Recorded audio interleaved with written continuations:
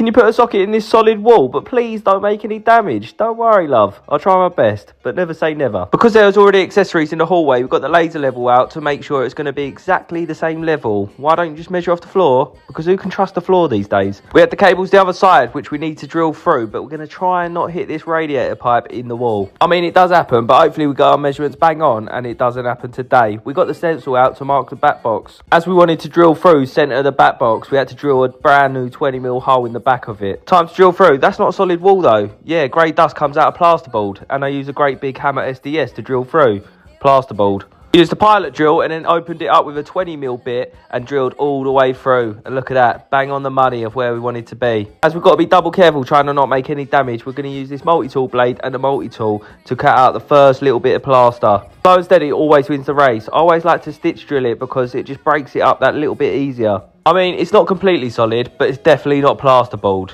Look, there's a great big brick in the middle.